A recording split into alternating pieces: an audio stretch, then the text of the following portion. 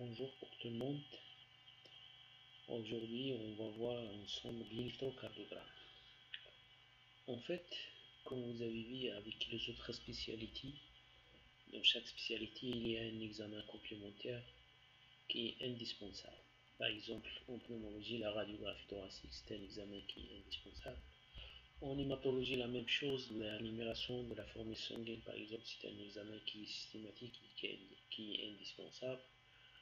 Donc, en cardiologie, la même chose, l'électrocardiogramme ou bien l'ECG, c'est un examen qui est indispensable, qui doit être demandé devant chaque consultation en cardiologie.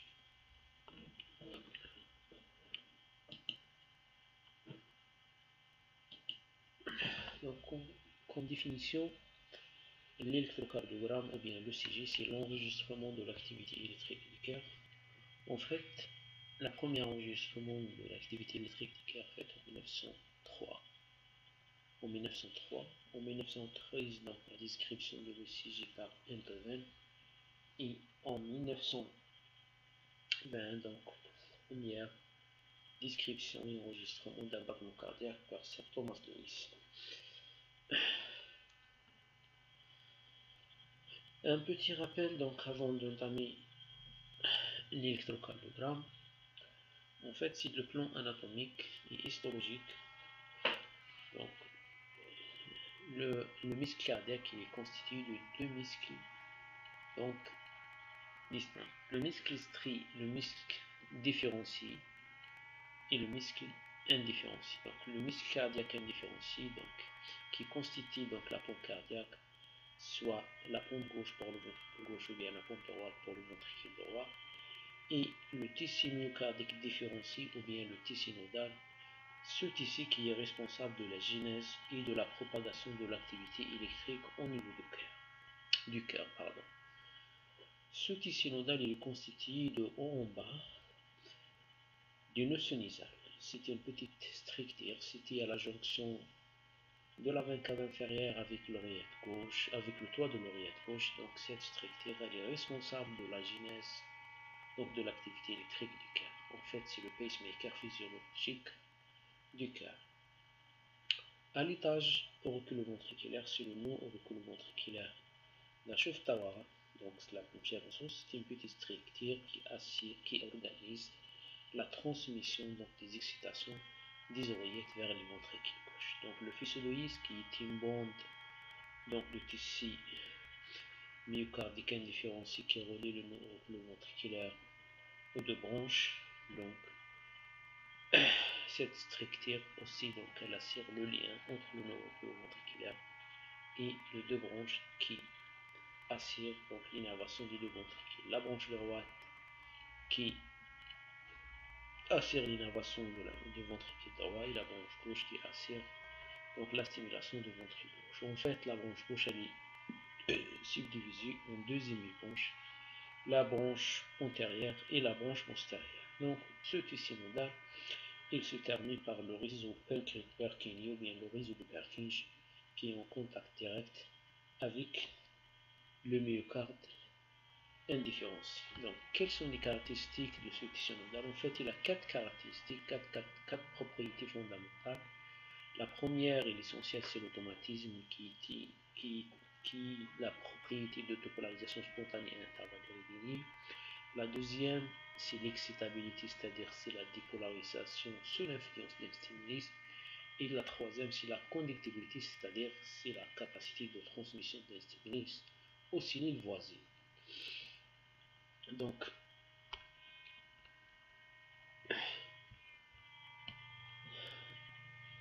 en fait, c'est donc ces structures qui constituent le tissu nodal. Donc, pour le nœud sinusal, il est capable de se dépolariser ou bien il est capable de générer des excitations jusqu'à 100 battements par minute à l'état normal. Donc, le nœud auriculo-ventriculaire, donc il est capable de se dépolariser donc à l'état normal jusqu'à 160 battements par minute. Le physioloïs, la même chose, il est capable de se dépolariser spontanément jusqu'à 40 battements par minute. Et les branches droite et gauche de physioloïs sont capables de se dépolariser jusqu'à 30 battements par minute, voire un peu plus, jusqu'à 35. et le réseau perkinien est capable de se dépolariser donc jusqu'en 20 battements par minute. Donc la loi, donc pour ce tissu nodal, en fait la zone ayant l'automatisme le plus rapide prend la commande. En cas d'automatisme défaillant, la zone sous-jacente assure la stimulation cardiaque. Par exemple, le nœud sinusal donc est plus rapide, c'est celle de pacemaker physiologique, c'est celle qui assure donc la commande. En cas d'un nœud sinusal qui est malade, en cas d'une dysfonction sinusale, quoi que ce soit l'étiologie, en fait, le nœud auriculoventriculaire, c'est lui qui va prendre la commande et ainsi de suite.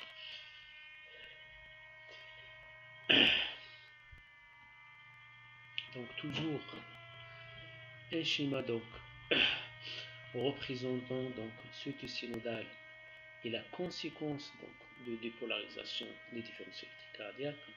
En fait, le nœud sinusal qui est responsable donc, de la genèse de l'activité électrique, il est responsable de la stimulation des deux oreillettes, l'oreillette droite et l'oreillette gauche, et le résultat de la dépolarisation des deux massifs auriculaires, il est représenté sur l'électrocardiogramme par cette déflexion, donc qui s'appelle l'onde de Pi. Donc l'onde Pi représente la dépolarisation auriculaire. Donc l'excitation, la transmission de l'excitation du nœud sinusal vers l'oreillette droite, il n'y a pas de voies de conduction qui sont spécifiques. En fait, l'excitation donc suit des chemins donc aléatoires, donc par l'intermédiaire des cellules musculaires, donc des oreillettes, soit l'oreillette droite, soit l'oreillette gauche, d'une cellule à l'autre, pardon.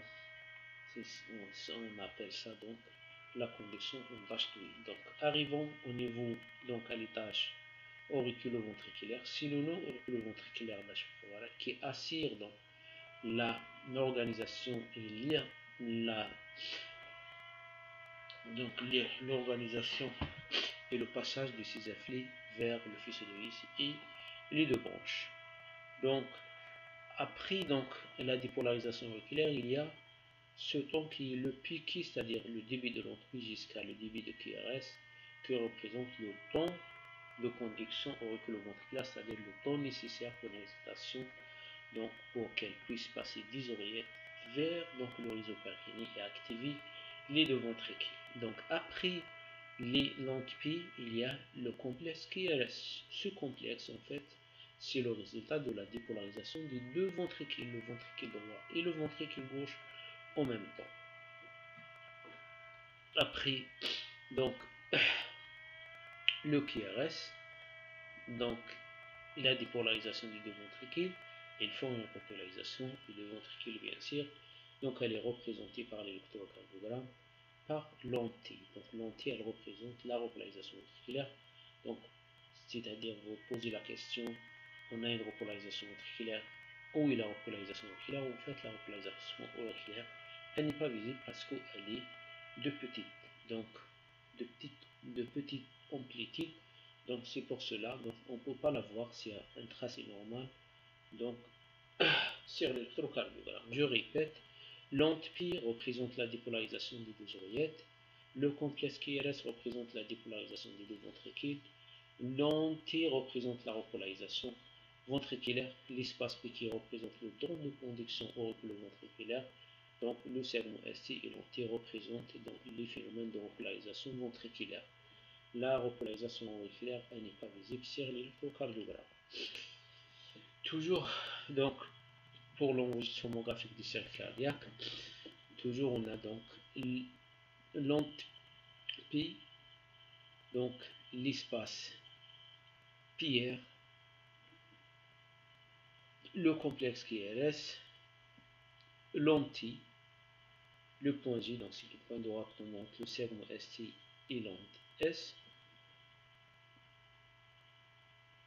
donc et le QT, donc l'espace PR, le QT, donc c'est un espace entre donc qui représente le temps d'un cycle cardiaque, c'est-à-dire la dépolarisation et la repolarisation des débuts du complexe QRS jusqu'à la fin de l'onde de T. Donc pour les vecteurs d'activation, donc là c'est un peu compliqué. En fait, on a donc trois vecteurs de stimulation. Donc cardiaque, le vecteur 1, donc représenté schématiquement, le vecteur 2, le vecteur 3 et le vecteur 4. En fait, pour donc le vecteur 1, donc si le vecteur C représente la dépolarisation de la partie haute, donc du septum interauriculaire, donc le vecteur 2, donc si le reste du septum interventriculaire, le vecteur 3, donc c'est la paroi, si vous voulez, la paroi libre du ventricule gauche, et le vecteur 4, donc c'est la base des deux ventricules.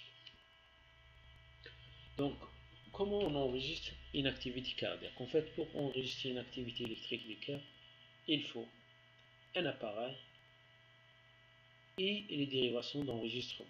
En fait, pour les dérivations, on a deux types de dérivations, les dérivations périphériques et les dérivations primordiales. Pour les dérivations périphériques, on a la même chose, des dérivations bipolaires et des dérivations unipolaires ou bien monopolaires. Pour les dérivations unipolaires, on a trois dérivations, le D1, le D2 et le D3.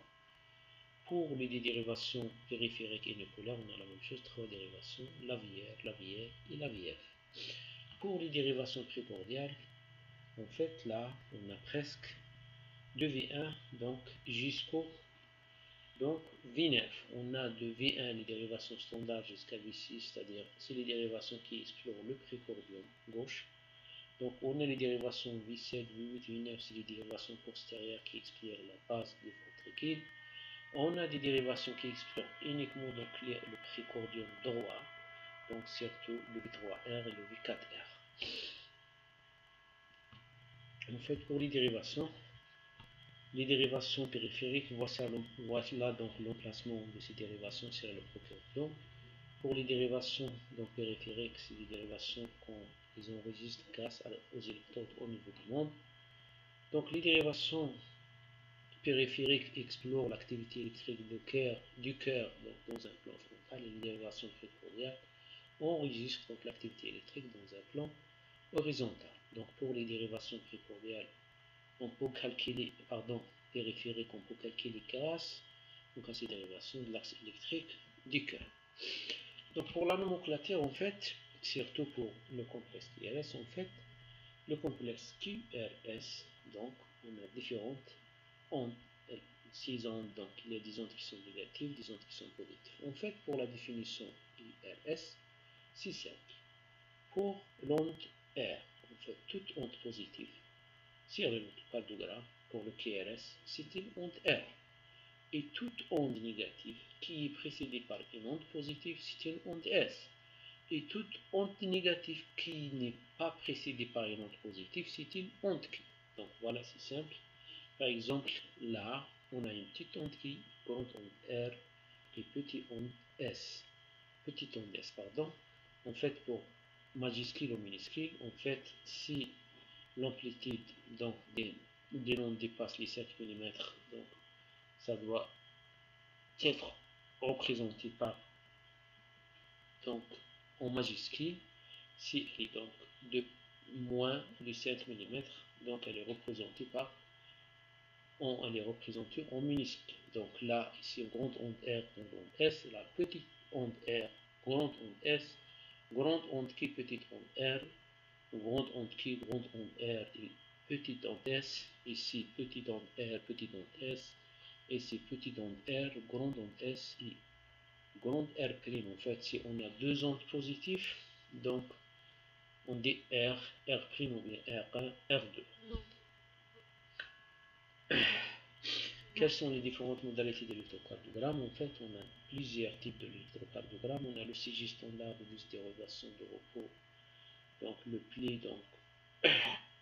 pli pratiqué donc aux consultations cardiologiques. On a le CJ donc Holter, c'est-à-dire c'est un enregistrement sur 2 ou 3 dérivations minimum, voire 6 ou 12 dérivations pendant 24 heures, voire 72, 48 heures, voire 72 heures. On a le R-test qui est un enregistrement d'événements électriques pendant plusieurs jours, en général une semaine. On a l'électrocardiogramme des faux, donc, par exemple, on fait courir un patient sur un tapis ou bien sur un vélo, et en même temps, on enregistre l'activité électrique des cœurs. On a donc des électrocardiogrammes qui peuvent enregistrer l'activité électrique du cœur jusqu'à 6 mois, par exemple, comme les haltères implantables. Donc voici donc un ECG standard de 12 dérivations. On a donc les dérivations périphériques, le D1, le D2, le D3, la VR, la VL et la VF. Les trois dérivations bipolaires D1, D2 et D3. Et les trois dérivations monopolaires AVR, AVL et AVF. Et on a les 6 dérivations donc précordiales, le V1, le V2, le V3, le V4, le V5 et le V6. Donc comment analyser un électrocardiogramme? En fait, devant chaque électrocardiogramme, on doit définir ou bien préciser le rythme cardiaque et la fréquence. Le rythme, est-ce que c'est un rythme sinusal normal, physiologique, ou bien est-ce que c'est un rythme qui est supraventriculaire par exemple, mais qui n'est pas sinusal, une arythmie complète par fibrillation auriculaire, une tachycardie atriale, focale, un flûteur ou autre, ou bien une tachycardie qui est jonctionnelle, dont l'origine c'est la jonction auriculo-ventriculaire, par exemple dans des tachycardies par entrée intranodale, ou bien les tachycardies réciproques par entrée auriculo-ventriculaire cours d'une voie accessoire. Donc, la fréquence cardiaque, en fait, devant chaque électrocardiogramme, il faut calculer la fréquence. Et pour calculer la fréquence, la règle la plus simple, c'est de diviser 300 sur le nombre de gros carreaux entre les deux ondes R. Après le rythme et la fréquence, donc il faut bien analyser l'aérokilogramme ou bien l'antpi. Donc il faut préciser sa dérive, son amplitude et sa morphologie. La même chose pour l'espace PR ou bien PQ, il faut préciser si cet espace donc il est isoélectrique ou bien sous-décalé, cis-décalé, et la dérive de PR, c'est très important. Le complexe QRS, là c'est très important. Le premier réflexe, est-ce que les QRS sont larges ou bien sont fins? Il faut calculer l'axe électrique du cœur, c'est très important. Il calculer la dérive du QRS, l'amplitude et la morphologie. Le segment ST, c'est très important, toujours. Donc il faut analyser le segment ST et s'assurer si elle est isoélectrique ou bien cis-décalée ou bien sous-décalée. Lentille, la même chose, la repolarisation ventriculaire, il faut la bien analyser. Est-ce qu'elle est symétrique, asymétrique, elle est plate, elle est négative, elle est positive? C'est très important. Et l'espace côtique, il faut le calculer. Donc, est-ce qu'il est court, est-ce qu'il est normal ou bien allongé? Donc, voici comment on calcule la fréquence cardiaque. En fait, donc, c'est 300 sur le nombre de rocaos. Par exemple, ici, on a 1, 2, 3, 4, 5. Donc, 300 sur 5, c'est 60. La fréquence est 60 par minute. Donc, quelles sont les valeurs normales d'un électrocardiogramme? Un électrocardiogramme, toujours, il doit être en sinusal. C'est tout à fait normal parce que le sinusal, c'est lui qui est responsable de l'activité électrique du cœur. Donc, la fréquence, généralement, elle est de 60 jusqu'à 100 battements par minute.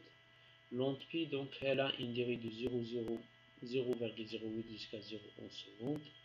Donc, elle a une amplitude qui est moins de 2,5 mm, c'est très important, et elle a un axe généralement entre 0 et 90.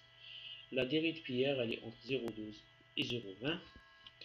Donc, le complexe QRS, c'est très important, la dérive elle est de 0,06 jusqu'à 0,011 secondes.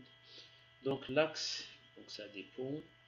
Donc normalement il y a entre 0 et 90, mais on peut donc voir des axes qui sont à gauche, qui sont à droite, qui sont hyper gauche, hyper droite, ça dépend des pathologies associées. Donc l'onde R, donc là c'est très important, donc pour l'onde R, toujours donc c'est-à-dire donc il faut calculer les indices, donc plusieurs indices. Les plus connus sont l'indice de Lewis et l'indice de Sokolov, et grâce aux indices, donc on peut donc définir s'il existe une hypertrophie ventriculaire droite ou bien une hypertrophie ventriculaire gauche.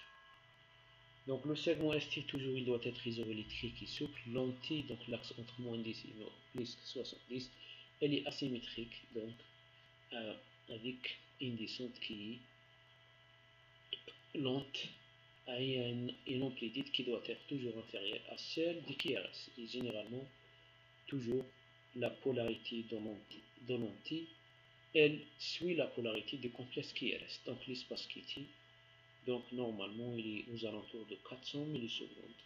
Donc il est toujours, donc ça c'est il n'y a pas d'un allongement ou bien un espace QT qui est court. Ça c'était pour donc les caractéristiques brièvement. Je répète, c'est très important, si brièvement. En fait, l'électrocardiogramme, ça nécessite des sciences et des sciences, donc pour faire ce cours d'électrocardiogramme. Donc, après donc l'ECG normal, des fois on peut avoir un ECG normal avec des anomalies de conduction intraventriculaire, c'est-à-dire des anomalies de conduction qui touchent soit la branche droite, soit la branche gauche. Donc on parle de bloc de branche. Donc si la conduction elle est interrompue, donc au niveau de la branche gauche, on parle de bloc de branche gauche, et la même chose pour la branche droite, donc on parle de bloc de branche droite.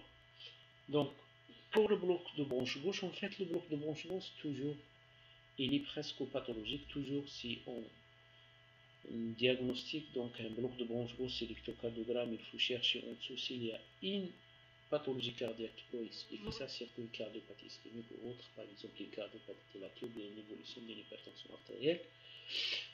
Et pour donc faire le diagnostic de bloc de branche gauche, il faut certains critères, donc il faut avoir un rythme supraventriculaire, un PR qui est normal, et ici très important, une diurétique RS qui dépasse de 0,12 donc secondes avec un retard de la déflexion intracycloïde qui est supérieur à 0,08 secondes.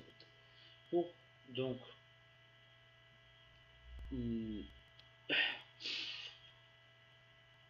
pour le bloc de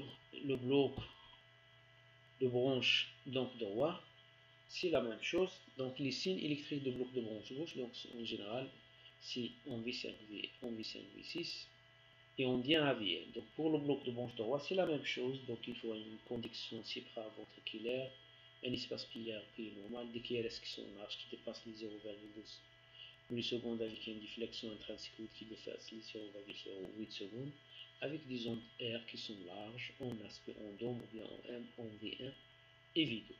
Pour la branche droite, pour le bloc de branche droite, donc il faut toujours une disparition de l'autre qui est en V5, V6.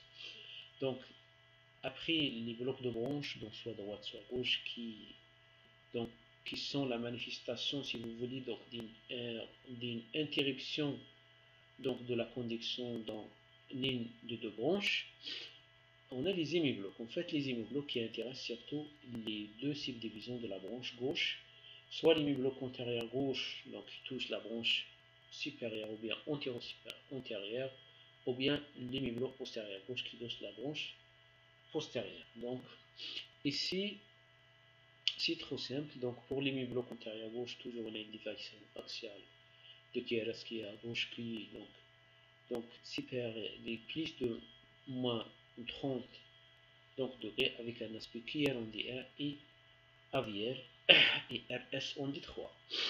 Donc pour l'hémibloc postérieur gauche, il faut une déviation axiale droite au-delà de 100 degrés avec un aspect inverse, c'est-à-dire un RS en D1 AVL et QR en D3.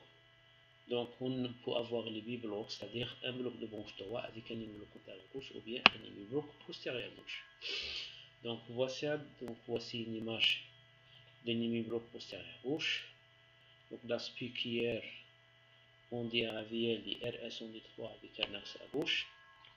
Voici donc un électrocardiogramme d'un hémibloc, la même chose, un hémibloc antérieur, pardon, donc le premier tracé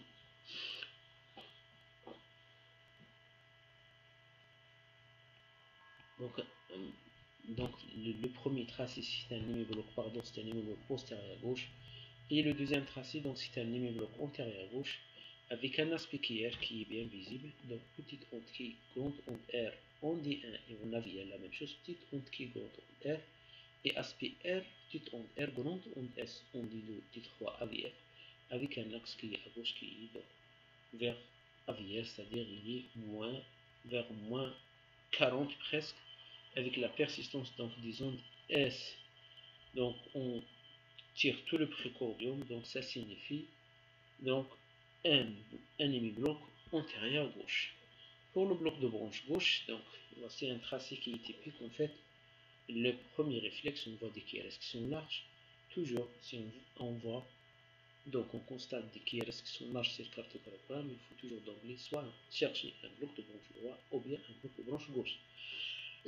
Ici, on a des QRS qui sont larges avec un espace PR qui est normal, c'est-à-dire il y a une conduction supraventriculaire qui est normale, avec un PR qui est normal, avec des QRS qui sont larges, plus de 0,12. Donc, seconde, avec des ondes R qui sont crochetées, donc en V5, V6 et en D1, V2. C'est un bloc de branche gauche avec une image miroir en V1, V2, V3, c'est-à-dire un rabotage des ondes R avec un segment ST qui est impulsé V et des ondes qui sont positives, qui sont l'image miroir des ondes négatives en V5 et V6. Le bloc de branche droite, la presque, c'est la même chose. Les QRS qui sont larges, la conduction normale, c'est-à-dire une conduction, un rythme sinusal avec un PR qui est normal. Il y a un aspect R, petite onde R, onde S et grande R', c'est-à-dire petit R, grande onde S, grande onde R', donc qui sont bien visibles, donc en V1, en V2, donc la même chose, une grosse, donc une onde R qui est exclusive en V2, en V3, une onde R qui est crochetée, l'aspect R', donc ça signifie un bloc de branche droit qui est complet.